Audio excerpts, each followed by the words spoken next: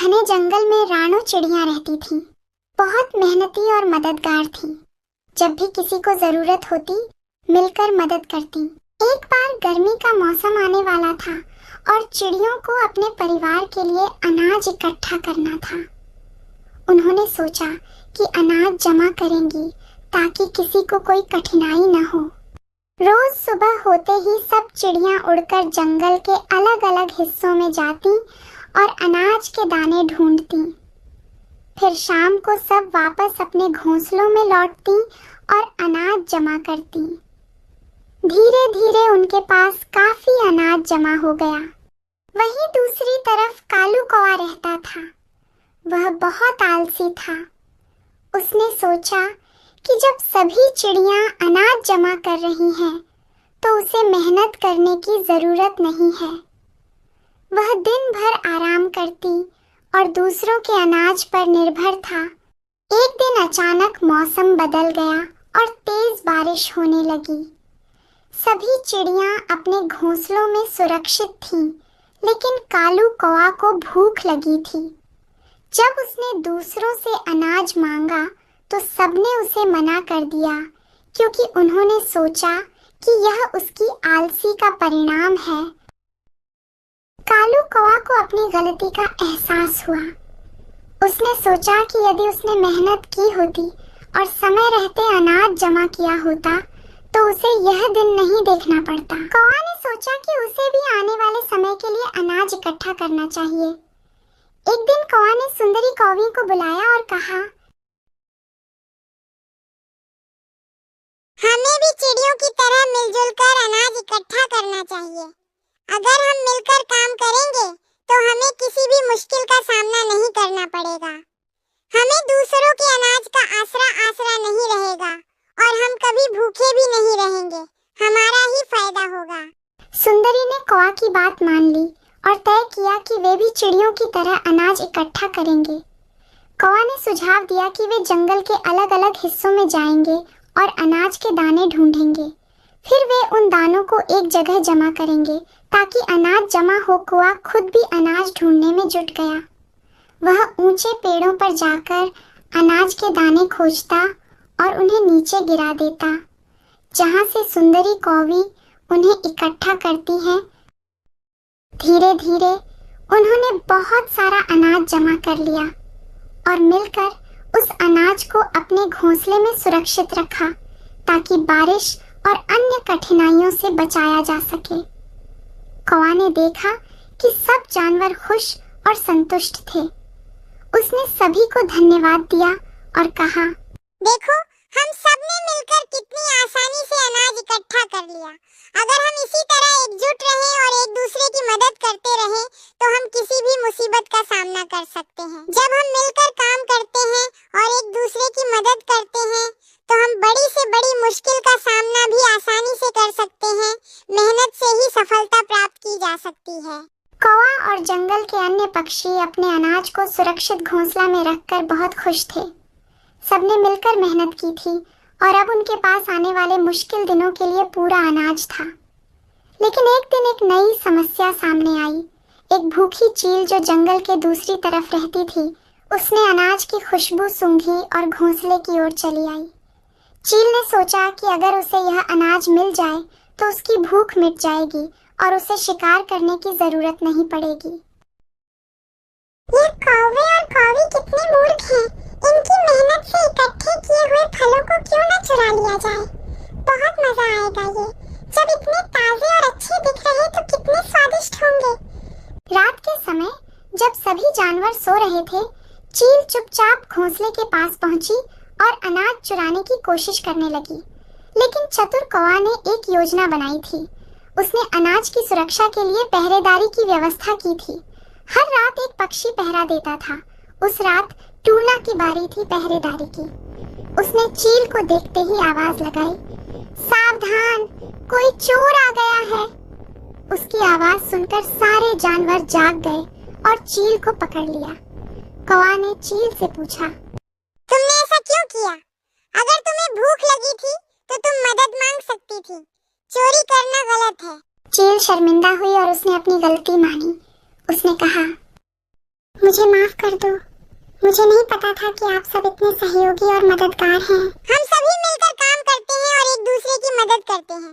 ईमानदारी और मेहनत से ही हम सबका विश्वास जीत सकते हैं। चोरी और धोखा देकर हम कुछ भी प्राप्त नहीं कर सकते, लेकिन अगर हम सहयोग और मदद का हाथ बढ़ाएं, तो हमें सबकी मदद मिलती है और हम सब मिलकर खुशहाल जीवन जी सकते हैं। रानू चिड़िया, कहाँ जा रही हो? कभी कभार मेरे पास भी आया करो, मैं यहाँ अकेली बैठे बोर हो जाती हूँ।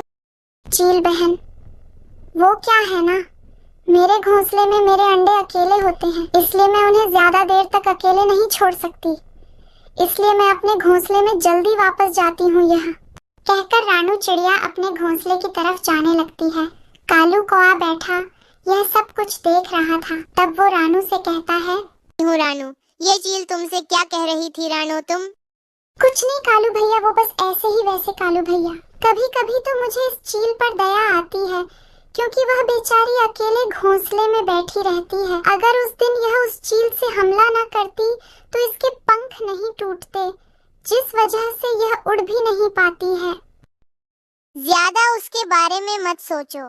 इस जालिम ने भी न जाने कितने मासूम पक्षियों की जान ले ली है, तो ऊपर वाला जो करता है ठीक ही करता है। वैसे तुम बताओ, तुम्हारे अंडे से बच्चे कब बाहर आएंगे? मुझे लगता है 2-3 दिन में मेरे बच्चे बाहर आ जाएंगे। यह कहकर कालू कौवा वहाँ से चला जाता। अगले दिन जब रानू चिड़िया भोजन की खोज में जा रही होती है, तो चील उसे आवाज लगाकर रोकते हुए कहती है, हाँ बताओ चील बहन, क्या बात है? तुम मुझे क्यों रोक रही हो? रानू चिड़िया, रुको रुको, तुम कहाँ जा रही हो इतनी जल्दी में? रानू, मैं तुमसे कहना चाह रही हूँ कि तुम भोजन लेने जा रही हो ना, तो ऐसा करो, मेरे पास से ले जाओ। मेरे पास ये फल और कुछ भोजन रखा है, क्योंकि मैं कौन सा इतना सारा खा लूंगी, तो तुम ले जाओ। वैसे भी तुम्हारे छोटे छोटे अंडे हैं, तो तुम जंगल में कहाँ भोजन ढूंढती फिरोगी? फिर रानू वो भोजन लेकर अपने घोंसले में आ जाती है और कहती है, ये चील तो मन की बहुत अच्छी है कालू भैया, तो ऐसी चील के बारे में गलत बोलते रहते हैं। रानू चिड़िया चील के बारे में ऐसा सोचती है। अब तो वो चिल रोजाना ही रानू चिड़िया के लिए भोजन रख लेती थी और उससे मीठी मीठी बातें किया करती थी, जिस वजह से रानू का दिल तो चील के लिए और भी ज्यादा नरम होता जाता है। यह चील कितनी अच्छी है, मेरा कितना ख्याल रखती है। पूरे जंगल में कोई भी पक्षी ऐसा नहीं है जो आकर मुझे पूछता हो कि कहीं मुझे किसी चीज की कोई जरूरत तो नहीं है।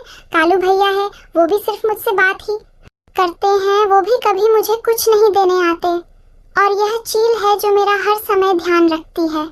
कितनी अच्छी है। यह रानू भी अब रोजाना चील के पास आ जाती और उसके पास ही बैठकर उससे बातें करती। चील बहन, आपका कोई रिश्तेदार नहीं है क्या? मेरा मतलब है कि कोई आपके पास आता जाता नहीं है। रानू, मेरे रिश्तेदार तो हैं, लेकिन सब बहुत मतलबी हैं। अब मैं तुम्हें क्या बताऊं? उन्हें डर लगता है कि कहीं मैं उनके साथ ना चली जाऊं और उन लोगों को मुझे भोजन ना देना पड़े। लेकिन मैं किसी के भोजन की भूख नहीं हूँ, बस मुझे तो प्यार चाहिए। लेकिन रानू, अब मुझे उनकी कमी महसूस नहीं होती है जब से मेरी तुम्हारे साथ दोस्ती हुई है। मैं तुमसे बातें करके अपने दिन गुजार लेती हूँ। वैसे रानू, तुम्हारे अंडों से बच्चे कब बाहर आएंगे? तुम्हारे घर में तो रौनक आ जाएंगे। बच्चों की बात करके तो चील के मुंह में पानी आ जाता है। रानू, सच में मुझे बहुत इंतजार है ये खुशखबरी सुनने का। चील बहन, आप चिंता मत करो, मैं बहुत जल्दी आपको खुशखबरी सुनाऊंगी। है, आखिर मैं भी मौसी बनने जा रही हूँ, मुझे बड़ा मजा आएगा। चील बहन, किस चीज का बड़ा मजा आएगा, मुझे भी तो बताओ। मेरा मतलब है कि जब मैं उन्हें खेलते हुए देखूंगी और चचेच करते हुए देखूंगी तो बहुत मजा आएगा। चील बहन, आप कितनी अच्छी हो, आप मेरे बच्चों के लिए ऐसे खुश हो रही हो जैसे कि वो तुम्हारे अपने बच्चे हो। चील बहन, तो अब मैं चलती हूँ। फिर रानू अपने घोंसले की तरफ जाती है। तब वो एक डाल पर बैठ जाती है और कहती है, चलो, अब मेरी यह परेशानी तो दूर हुई कि जब मेरे बच्चे अंडे से बाहर आ जाएंगे तो मैं अगर भोजन लेने जाऊंगी तो उनका ध्यान कौन रखेगा? चील बहन तो घोंसले में रहती है, तो वही मेरे बच्चों को भी देख लिया करेंगी। रानू चिड़िया बैठी ऐसे खुद से बातें कर रही थी कि तभी वहाँ कालू कौवा भी आ जाता है और कहता है, रानू, क्या बात है? तुम 2-3 दिन से मुझसे मिलने नहीं आई हो। वो कालू भैया, तुम्हें तो पता ही है कि मेरे अंडों से बच्चे बाहर आने वाले हैं, तो अब मैं अपने घोंसले से बाहर बहुत कम जाती हूँ। वैसे तुम भी काफी दिनों बाद आए हो। रानू, वो क्या है ना, मेरी तबीयत कुछ दिनों से कुछ ठीक नहीं थी। आज थोड़ी ठीक हुई है तो मैंने सोचा कि तुमसे मिला आता हूँ रानू।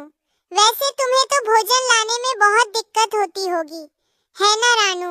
नहीं नहीं कालू भैया, मुझे कोई दिक्कत नहीं हुई। वो चील बहन है ना, वही मुझे भोजन दे दिया करती थी और मैं उन्हीं के पास बैठकर बातें भी कर लिया करती थी। ओहो कालू भैया, तुम तो बस बहम ही करते रहा करो जैसा तुम सोच रहे हो। कालू भैया वो चल वैसी नहीं है, तुम चिंता ना करो। कालू भैया, मैं यहाँ पर बिल्कुल ठीक हूँ। मैंने तुम्हें पहले भी कहा था कि उस चील पर विश्वास करना ठीक नहीं है। तुम मेरी बात समझने की कोशिश करो रानू। एक तो तुमने अपना घोंसला मेरे घोंसले से इतनी दूर बना लिया। अगर तुम मेरे पास होती तो मैं तुम्हें देख लिया करता और तुम्हें भोजन वगैरह भी लाकर दे दिया करता। फिर कालू कौवा वहां से चला जाता है। अगले दिन रानू चिड़िया के अंडों से 2 प्यारे प्यारे बच्चे बाहर आ जाते हैं। रानू तो उन्हें देखकर बहुत खुश होती है।